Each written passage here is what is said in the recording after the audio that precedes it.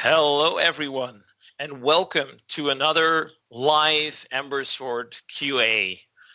Welcome, everyone that's watching in the community, and of course, everyone that's going to catch this afterwards on YouTube. We have another session for you, and this time with a very special guest. We have with us Randy Breen, close friend of the Ember Sword team, who has so graciously agreed to be a guest star for this Q&A. Randy has, a record of games and titles he's worked on in his career at EA and at LucasArts that, literally is way too long for me to go over. But, he worked on titles like Star Wars Knights of the Old Republic 2, all the way to Escape from Monkey Island. And, undoubtedly a whole bunch of crowd favorites, certainly as we've seen amongst our community. Welcome, Randy. Hi, Loren. Thanks for having me. It's our pleasure to have you here. Now, the community has been hard at work supplying us with oodles of questions, not just about Ember Sword, but also about you, about, as you might imagine, Star Wars, with all the work you've done in that space, and just our experiences in the games industry. So I'm going to immediately kick it off with the first and probably most obvious question to you, Randy, coming in from our community. What was it like working on a huge franchise like Star Wars? Yeah, I think that Star Wars is somewhat unique in that it has such breadth. It allows for, it's basically an imagined universe. And in that context, it really offers kind of a universe of opportunity to follow story threads. And one of the things that I think we're very proud of at LucasArts was that we were creating content that was not really trying to retell the movie stories, but rather find all the space outside of that to help fill in gaps. And, in doing that, we worked very closely with Lucasfilm and worked through the details and nuance of maintaining consistency, but to be able to explore new territory. And I think that was one of the greatest benefits of working in that particular franchise. Yeah, no, I mean, obviously growing up with a lot of these games, from Jedi Knights to Knights of the Old Republic. I think, even just the notion of the Old Republic, if you're talking about taking that universe and then expanding it, I thought, that was obviously amazing. Not just taking that universe and expanding it because, there was a gap between the movies. Let's put something there. But, hey, what if we rewind this X centuries, right? Yes, exactly. And Knights of the Old Republic was a unique opportunity because it was actually creating even more space to work from. There's obviously connections to the Star Wars franchises directly, but it's remotely extrapolated. So there was a lot of things that could be, explored, ideas that could be explored, and it was a unique opportunity. Yeah, I think a well-loved one for all of us. And I think actually that leads us quite nicely into the next question, which is, what were some of the positive notes from the Star Wars games you've worked on, for example, as far as game design and development go, that we at Brightstar might take lessons from for Ember Sword? And maybe on the contrary, what are some of the negatives that we should stay away from in terms of your lessons learned, Randy? Yeah, I think that I might start with the negatives. The challenge is it's a little easier to focus on the things to try and avoid. I think that the challenge with an MMO is doing a lot but not too much. And you need a world that is expansive and that you can really feel like you're exploring that world's dimensions. But ultimately, there's always some, limit to what you can express. And a lot of times that comes down to, how much you need to establish the world, knowing that you're going to grow the world beyond that in the future. And that's a complicated problem. And I think that, it's one where you really need to understand what you can do well and how to express that in a way that really draws the audience in effectively. Yeah, definitely. I would say that's, it's probably a very common problem, trying to do too much in a game. And I think we've all been involved in some production where we, took a step too far, and then afterwards. No question. Yeah, absolutely. So in terms of things that you think went really great, particularly, is there any particular lesson that you're thinking, oh, this, could apply in some way to Ember Sword? Well, I think that when I think about the closest analogs, Star Wars Galaxies was taking the Star Wars universe and incorporating it into an MMO. And I think that there's plenty to be learned from that kind of an experience, obviously. I think that your approach is a lighter version of that. And I don't mean to diminish it. I mean it in a good way. I think that Star Wars Galaxy, one of the challenges is that it's trying to create that universe for the Star Wars fans. Yeah. There was a lot to deliver on there. Yeah, it's a lot to deliver on, and I think that at the time, one of the points of friction that we had in establishing it was, there was an interest in creating that economy inside that product. And at the same time, most people don't think about Star Wars as an economic game. And so finding that balance between the action and the economic activity, I think, is critical. And I think that there is a direct analog, even though your approach to the product itself is somewhat different.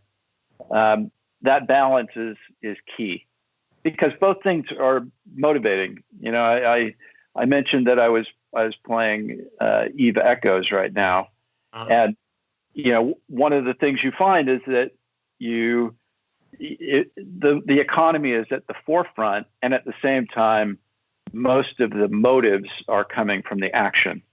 Yeah. And so there's another example of lessons to take from these bigger products that still apply to a mobile title. Yeah, and also in terms of obviously being quite a massive world, Eve does, bear some parallels that we like to look at, of course. So it's interesting, and indeed the economic aspect of it is very important. So maybe that kind of delves immediately into some more Ember Sword related matters. So we have a question here. Are PvP zones going to be free for all, or will you be able to go in with a team or with members from your guild? So I kind of have to break this down. So, we've got the safe areas, which are kingship territories, right, near the center of the nation, where there's ground that's actually, literally owned by players. But then, we've got the wilderness and, the outlaw regions. And, those areas is where, the PvP kind of tends to occur. And you can actually, certainly, if you're in the wilderness, it's already more regulated. It's, you and your nation versus maybe other nations. Maybe, when you get to the outlaw regions, it gets a little bit more free for all, and it's you and your party, against whoever you're trying to rob next, potentially, right? But that's kind of how we've broken it up. But you can definitely team up. I think, MMOs are eminently social, and what cooler thing is there? And I can go back even to games that did not have this mechanic, where everyone could shoot everyone, and there'd still be three of us, sitting out in a corner waiting for someone to ambush as a bunch of pirates, if you will. Yeah, well, and real life has the reality is that in ancient times, if you were on a road that was far from a city, you were more exposed. It's not a very different problem. And generally, most MMO titles, you start off in a close to a town, and you gradually expand your view of the world by moving outward.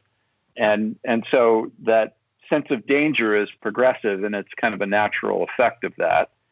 The example of Eve again, they have the same kind of concept. They have planets that are close to the center of the solar, or the center of the universe, or center of the constellations, that are safer, that are more protected.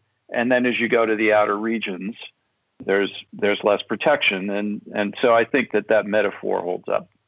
Yeah, definitely. I think it's also that interesting risk-reward interplay, right? Where you're like going, I can go further out, but, the more risk and more reward, the further I go out, which I think kind of ties into the other question we've got here, which is whether or not there will at some point down the line be something like flight or flying of some sort, or, if that's not an option, some type of fast travel.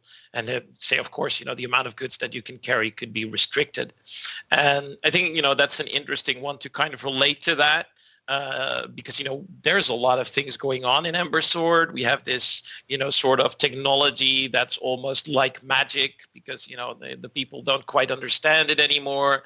We've shown some glimpses already of a portal in some of our imagery. So there is definitely some notion of fast travel going on. But yet at the same time, we want to have some of that locality and some of that risk-reward thing of actually physically making you go out there, for example, with a trading caravan and, take some resource into another nation and, maybe team up with your buddies to protect yourself against bandits along the way, when you're going through the wilderness and through the outlaw areas, right? Yeah. Yeah. And then, typically the resources that you're really striving for initially are they're less progressed, and so they tend to be more readily available, and they become more valuable as you require the player to progress. And so I think that this idea that you progress out of these cities is consistent with that.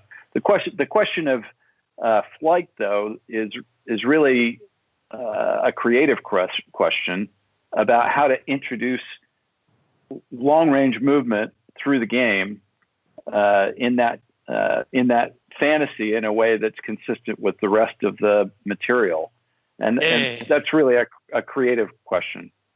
I know that's the kind of stuff that tickles you, obviously, as a creative director on all these amazing titles that you've been in. It's certainly something that, also tends to tickle me. And, indeed, if handled wrongly, it's kind of like within any movie that doesn't maybe fully explain itself, why couldn't they take the Eagles to, drop the ring off? Yeah. Well, the creative questions tend to be the ones that people are most emotionally engaged with. And so, that's where the sensitivity is. I think that every creative endeavor has strengths and weaknesses. And the question is whether people are maintaining their sense of the fantasy in a way that keeps them engaged. And if they start questioning that, eventually they start to question their commitment to the fantasy. Absolutely. That's a really great description. So we're going to move on to something that's, more also towards the mainstream video games industry, where obviously, you have spent an enormous amount of time, Randy. And the question is the mainstream video game industry actually aware of blockchain gaming? And what do you feel is their general attitude towards it? So I think that there's awareness, although I also think that there's a lot of skepticism, and so it's a nascent approach to the game market. The thing is that you have to remember how big the game industry is now at large. I mean, mobile is now half of the approaching $200 billion market, and the other half of that is pretty much PC and console. Mm-hmm. These are, there's a lot of huge companies involved in there. and their expectations are that they're going to enter markets that look viable to in comparison with their existing business models. They most of these big organizations, they can't afford to put a small number of people on things that really don't have the immediate potential to compete with their existing business model. They're more interested in making more money from the things that they already have. Yeah. And so that's the basis of their perspective. But the reality is they will become interested once the opportunity presents itself. That is to say, if the audience is moving to this direction, the rest of the organization, the rest of the industry will go with it. It just has to be proven by other organizations. Now, on the other end of the spectrum, blockchain companies need to be mindful that they're competing with these guys, or that they have to enter a market where their products are going to be interesting to customers that would from that wider audience, basically. Although so I mean a player is going to not be thinking necessarily, oh, I'm only into blockchain products. They're going to be, how does this game compare to non-blockchain products that I'm already playing? Maybe that's also the other way around, Randy. Like, would you say that the production value of typical games that do something with blockchain is maybe also shaping to some extent the perception that the traditional games industry has of these? Because obviously not all of these are like high production value titles necessarily. Well, and so this is something that I've expressed early on, that I was really impressed with Ember Sword's look and feel, and that it was inspirational to me that there was a blockchain product that had that was sharing this vision for production quality that was on par with the other high profile games in the industry, whether that's PC or mobile or console. And I think that traditional game players are comfortable moving between those three big marketplaces, and I think they'll come to blockchain, but they need to be attracted by the characteristics of the products that they're excited about already. So if those presentations are too simple, it's gonna be harder for the blockchain market to be competitive. I think a lot of them are competing with each other instead more so really than exactly with the bigger space out there. Yeah, exactly. And the reality is that there's a lot of people interested in games because they started with these other products. So you have to assume that's where the audience is. Absolutely. I think we'll circle back to that question at some later point, because there's some more in the bag that are heading in that direction. But in the meantime, we have another Ember Sword specific question, which is, will the Ember Sword world be a seamless open world where you can literally chase someone from 𝐀𝐤𝐵 to 𝐷𝐴𝑠𝐾𝐸 without any loading screens?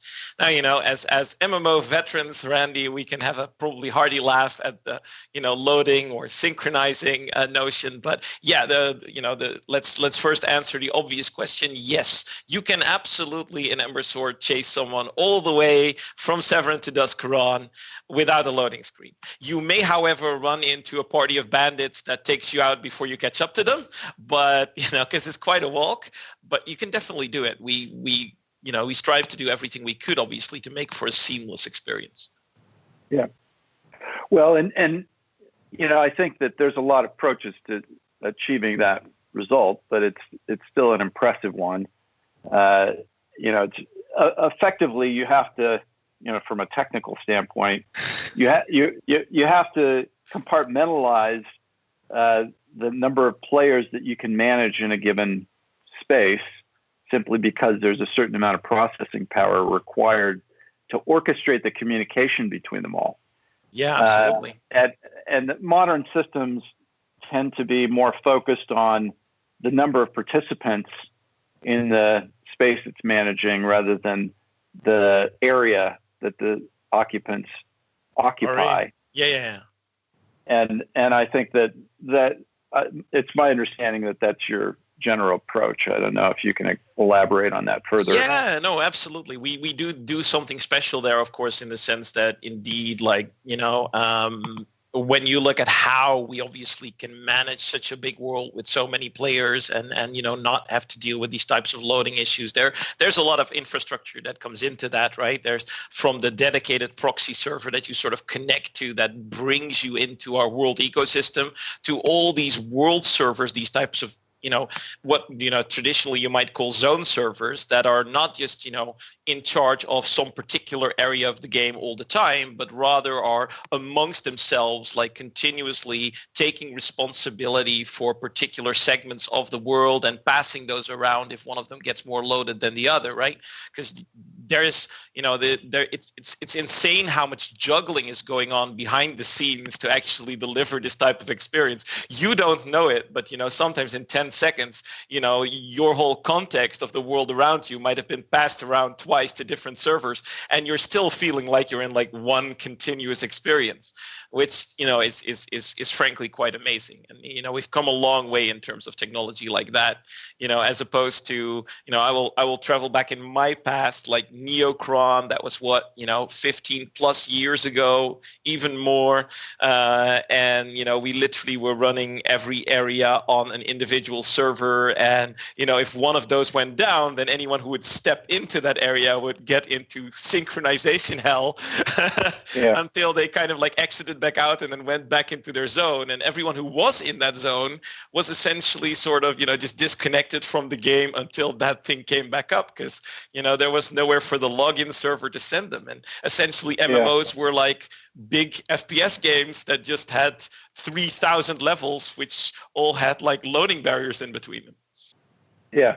And at LucasArts, we worked with Sony Online to develop Star Wars Galaxies. Well, Sony Online at the time was really two organizations. One was in San Diego with the EverQuest team, which is the original organization, but they spun up a group in Austin, which were really people that came out of Ultima Online, and so that that group in Austin was the one that developed Star Wars Galaxy, and they really were taking some of the elements, some of the knowledge from EverQuest, which was the benchmark at the time, but really trying to establish new technology there. And one of the things they did was to create this structure that allowed for the zoning to be variable based on the amount of population in the vicinity. And I think that that's the way most MMOs have moved into over time, because really the complicated part that you're talking about, the challenge is to maintain communication. When I say communication, I mean information about what all the players are doing and where they are and what how they interact, and that is it's how most modern MMOs are designed now, but at the time it was very innovative.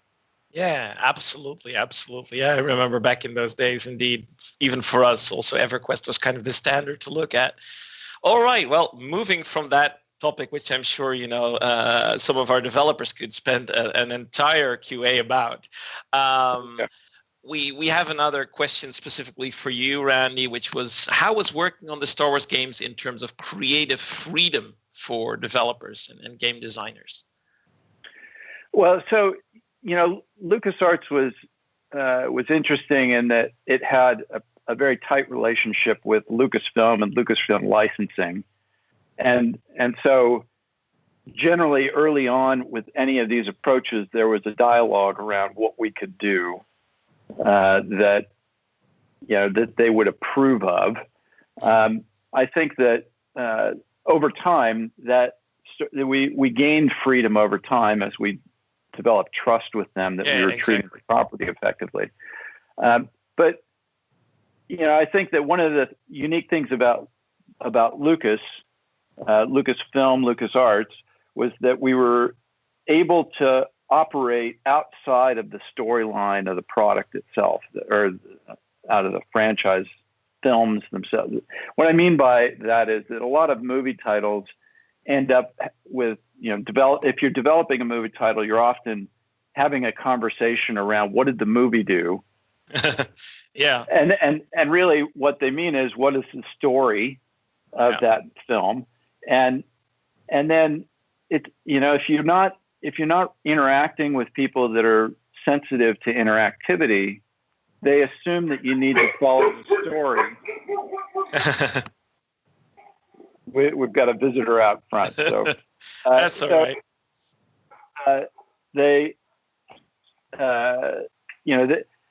If they're not familiar with interactivity or the requirements for interactivity and what that means for a game, you can often get into a conversation around, why you don't want to follow the story too closely. That is to say that you need space outside of the story in order to make it interactive. If you do exactly what the story did, it's not going to. All the decisions are made. It's the narrative. So there goes your interactivity, and then it's also a fairly limited story. So oftentimes you're then stuck creating some kind of filler in between those things, and or you have an hour and a half experience. Yeah, exactly. And I think that at Lucas we had a good relationship in that regard, and we would often follow the storyline, and then use the storyline to establish periphery that was outside of that narrative. And so we were actually filling in aspects of the world that the films didn't necessarily cover. I think that was a great opportunity. By contrast, I've been involved with film projects that were very restrictive. I was at EA and involved in a Bond film project that, the problem was that we couldn't convince them that we needed to do these things on the outside of the film. And so you end up with a game on rails. Yep. And that is not nearly as interesting. And also it tends to be a much shorter experience because the film's only an hour and a half. Indeed. So, Randy, we're moving on to another, thing that's a little bit closer more to the major game companies again, which is the question if whether or not we see major game companies like Blizzard or Epic Games adopt blockchain in the next 5 years. Now, we've obviously covered how they look at it, but Randy, do you see these companies coming into that space in the next 5 years, and if so, why or why not? What would be the reason? Well, I think they will come when the market's demonstrated itself, and I personally I believe that that market will be demonstrated. Mm-hmm. That particularly with an MMO, economy is a key element of these products, and I would argue that you can demonstrate a more vibrant economy by exposing that, by making it a more open system. Yeah. But until that is established, unless the evidence is there, I think that they'll be slow to move. Yeah, they'll stick to their proven plays, but if someone can show that you can pull like 1 million players into a blockchain MMO, right? For example, that would be a big pull for them to say, okay, this is definitely something where we can scale and can deploy something. There's no question. They'll go where the audience is. If the audience goes there, they'll come. Right. Yeah. So I'm immediately going to follow that up with someone because obviously, that's one of the things we're trying to accomplish at Ember Sword, to really, bring an MMO in this every sense of the word that we know them in the traditional games industry, and just, bring in some of these best, items that and properties that come from the blockchain technology. So the question that we got to you, Randy, was what actually were the key elements that attracted you to a game like Ember Sword, and what's your view on blockchain for gaming heading forward? Well, and I mentioned this earlier, but I think production quality is the thing that really struck me. It has the product has a unique look that is it's easy for me to project my imagination into that world and appreciate the potentials of what that would be like exploring. Which is a great compliment, I would say, Randy, coming from someone who has worked on some worlds that I think live on in all our imaginations, whether, let's say, they were worlds that were pre-established, but also, some of the, for example, great adventure games that you've worked on. Oh, thank you. But, I think that I want to give you the compliment here because the fact is it's very hard to create something that has both that sense of quality, but is also somewhat unique. There are a lot of products out there that just look like each other, and it's a very challenging balance of getting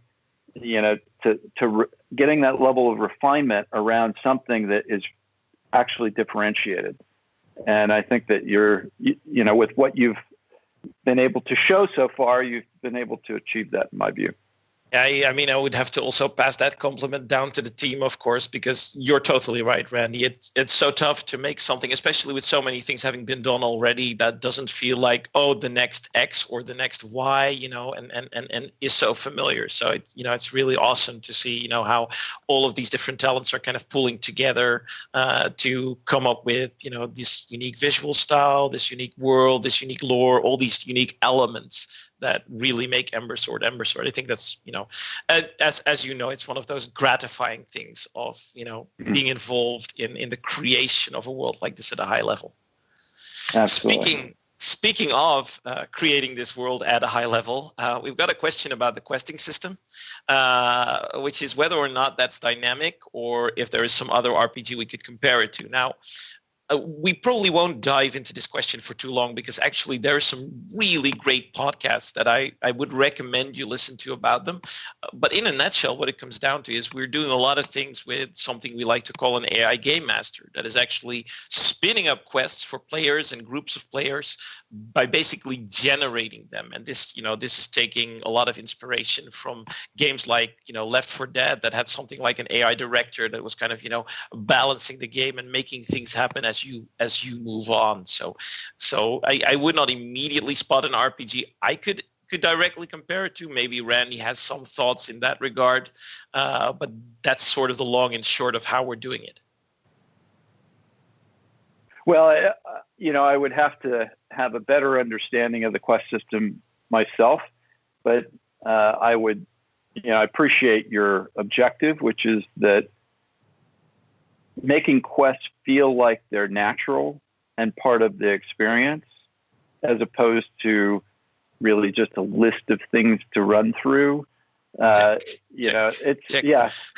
Because I do think that people will tick the boxes to achieve the result. Where the point of frustration, I think, is when they're going through that process and feeling like they're not experiencing something. They're just ticking the boxes because they know they need to do that in order to get the prize. And so I think that it's when you're not thinking about the quest as a task, but thinking about it as an experience that it shifts. Yeah, absolutely. I would say it sounds like that's your goal. Yeah, no, very much the goal. I think probably the notion of like, people will do it because they need it for the progression and the XP, etc. That's kind of like the easy way out, saying, well, we can kind of just have you collect, 10 wolf belts because you will do it anyway. And what we'd really like to have in terms of an experience is more like, wow, that was a freaking epic experience. Oh, look, bonus, bonus points or bonus experience or an awesome item that I found because of it. And it kind of, you almost not realizing that you were on a quest or not thinking about it until you finished it and then get reminded, oh yeah, that was actually a quest I just did.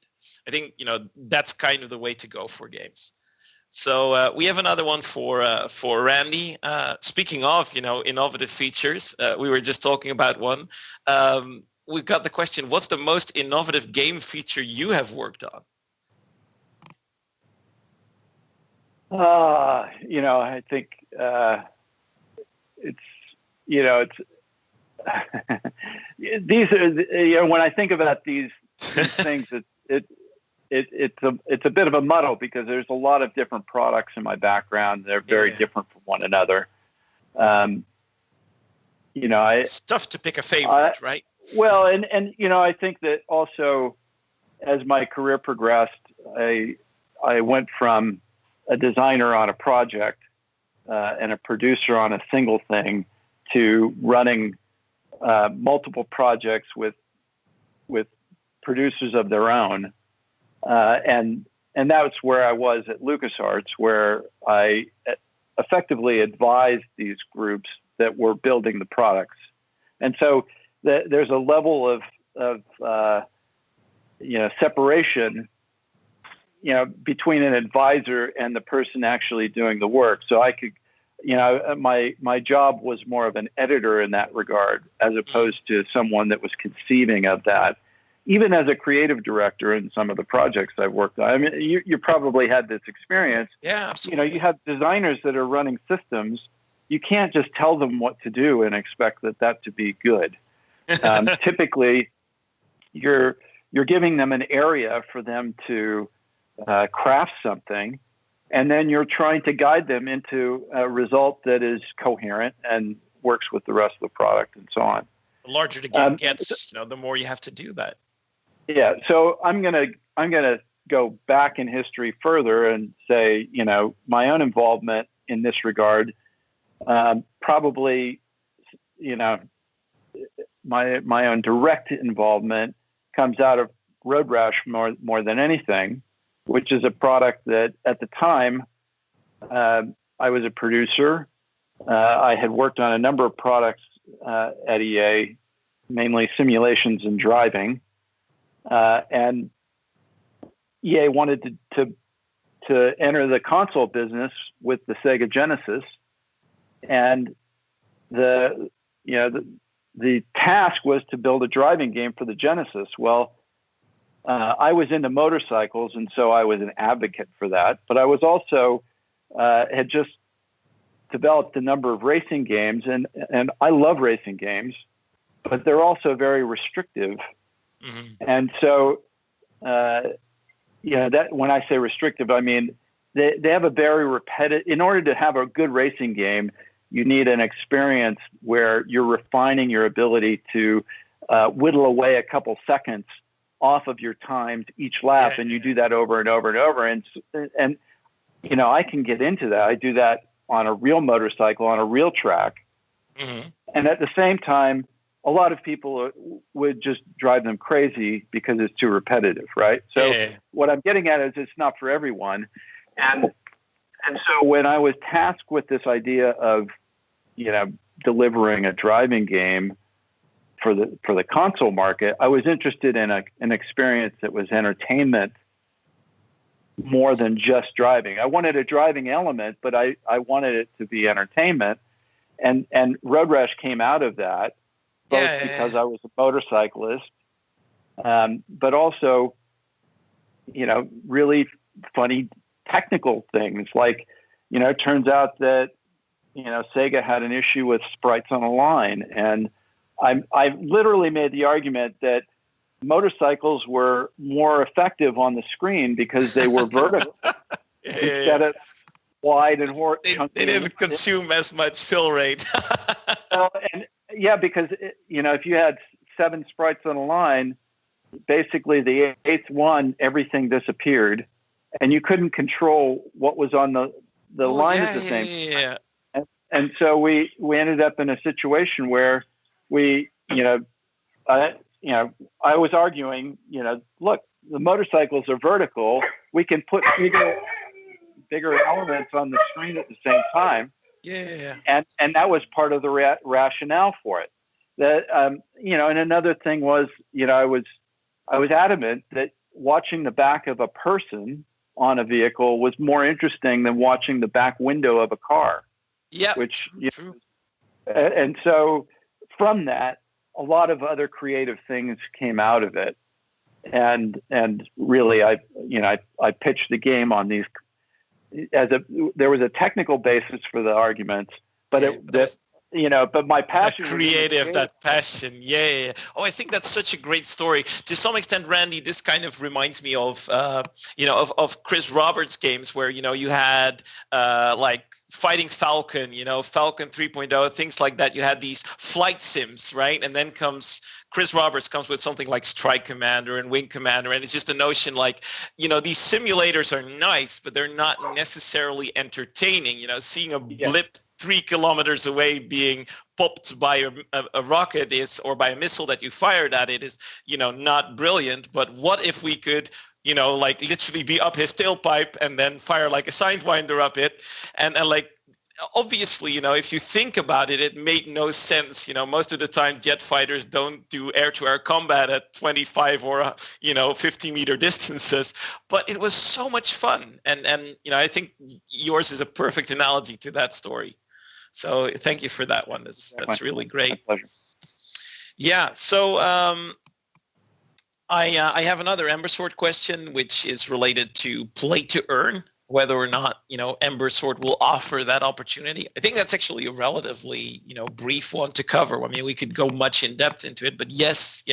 I mean, play to earn is a big movement also within, any games that involve this type of blockchain technology where you're actually allowed to sell some stuff that you gained in the game.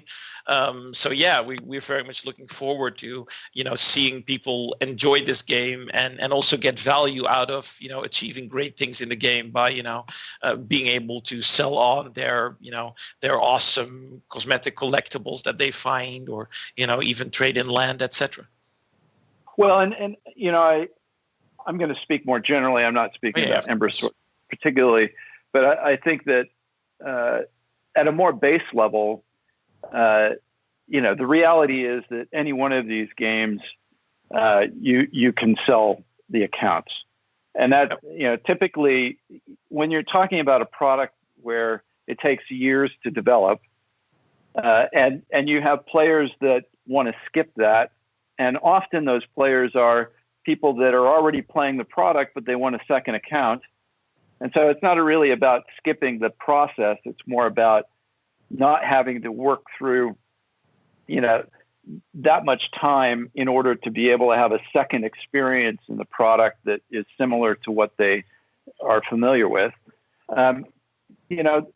In my view, it seems perfectly reasonable for someone that has invested that much time and effort to be able to trade that to someone that is ready to pay for it. And not face the ban hammer of an angry developer. That's like... Well, that's right. And I actually think that the argument is almost always, well, we're trying to protect the community.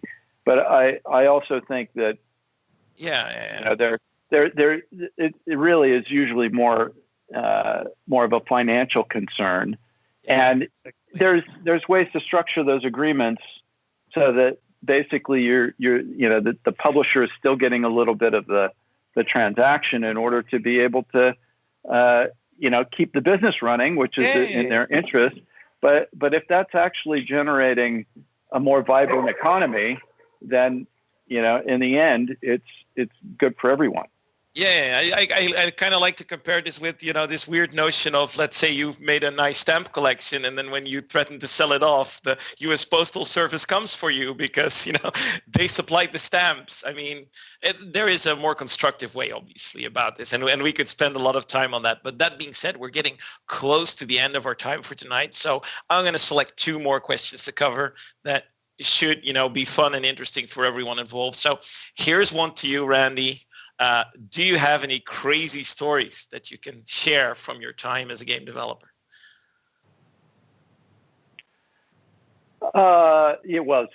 There's probably too many to mention, particularly. I know how you feel. I think that, one that comes to mind is this is at LucasArts, where we produced Star Wars titles, but at the time we were trying to expand our non-franchise product line, and we had a couple successful titles with Monkey Island. LucasArts has a long history of adventure games. Oh yeah. I mean, to be honest, probably some of our younger fans have not been through these, but full disclosure, I grew up on Day of the Tentacle, Sam and Max, Monkey Island, Full Throttle, the works. Yeah. They were amazing. Well, and so we had developed a sequel to Sam and Max, and one of the challenges with publishing is that they're constantly evaluating their ability to enter the market, and this is in the packaged goods business, so it's even more challenging in that regard, because you'd basically have to build the goods, the packaged goods, and then ship them, and then 2 months later you might get paid for that, and so you don't actually see a return until well after the time you've finished it, and so there's a constant calculation for what is the point of profitability, right? And in this particular case, sales kept lowering the forecast not because the product wasn't what we said it would be. I think that it achieved all the goals that we set out to, and it was going to be a good product. But as we got closer to finish, they just got less secure about their ability to achieve a forecast that they used to justify the project in the first place. And what I'm sorry if this is a little, too inside shop, but the reality is that a publisher has to ship enough that they can generate a product, and if they can't, they won't.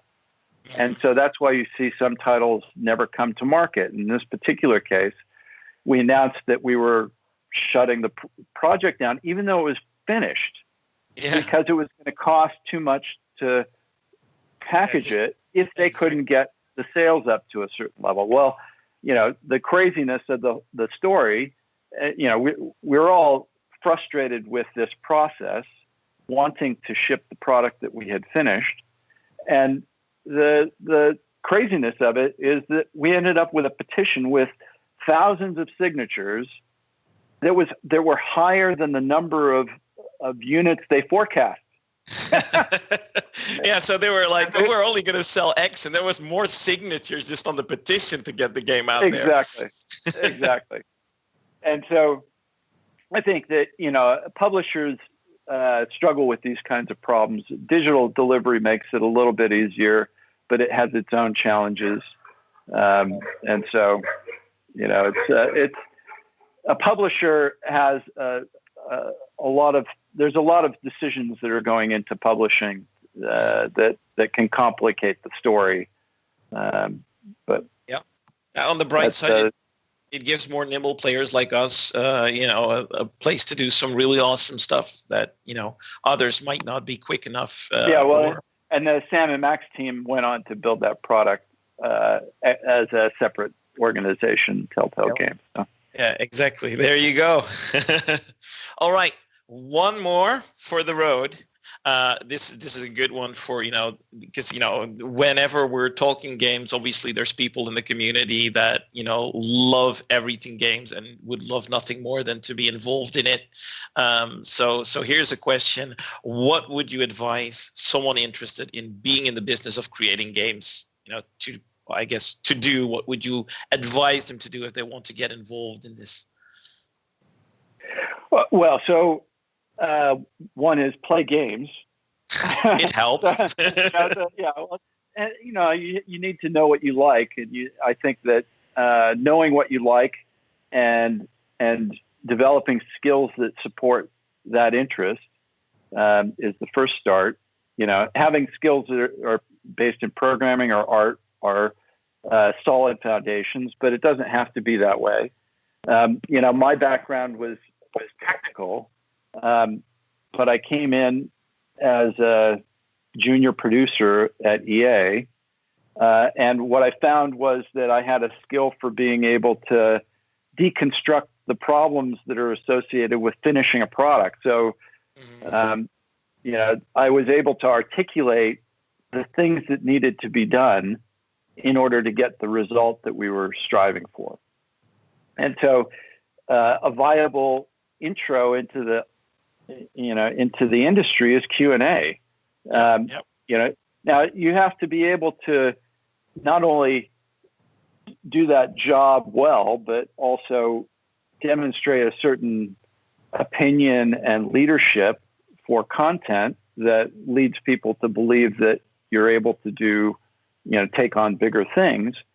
But a lot of this is about expressing your opinions effectively and working with a team and developing those into, showing that you can participate and then eventually lead.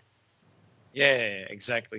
Because, building a game is obviously a huge ordeal, oftentimes large teams. And, I would say probably if I can leave some bits of advice, there's, it's a very passionate industry. And, it sometimes, particularly for certain roles, like either you can enter into something like QA where you don't quite need the technical, artistical skill set, because it takes some time, to build those kind of things up to the level where you need to be in the industry. And I'd say a lot of the people, whom I've worked with throughout the years, are also people that just dove in head first, got into modding, volunteered, did whatever to, kind of expand their skill set, kind of, went into gaming and game development specifically with this notion of what could I do that I would really learn a ton from, not so much, immediately what could I do that would get me fame and fortune and, and producer credits on the next title.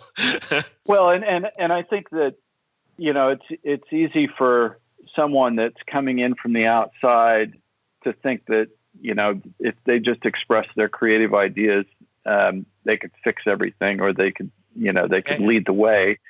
But the reality is that making a game is quite different than experiencing the result of what that game is. Absolutely. When you're in the creation process, there's a lot of uncertainty, and particularly in the middle, where early on it's all ideas. In the middle, you're trying to express those in a way that makes sense, and it can be very hard to get all the pieces to align correctly. And until you experience that a few times, it's difficult to participate in a way that is really leading a team. And so having the patience to know that you need to really have those experiences under your belt in order to participate effectively, and not, to have ideals, but not be too idealistic. That's the nature of being on a career and following a track. But, if you're committed, then there's a lot of opportunity out there.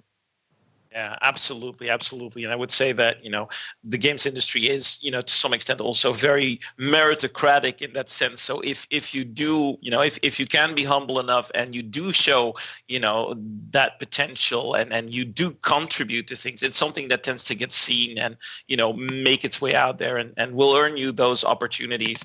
I think we were joking before the show that, it's kind of the same in the movie industry, I believe, routing it back to Star Wars, there is a certain character that, did really well, among other things in the Star Wars movies that, started his life as a stage carpenter. And I believe his name is Harrison Ford.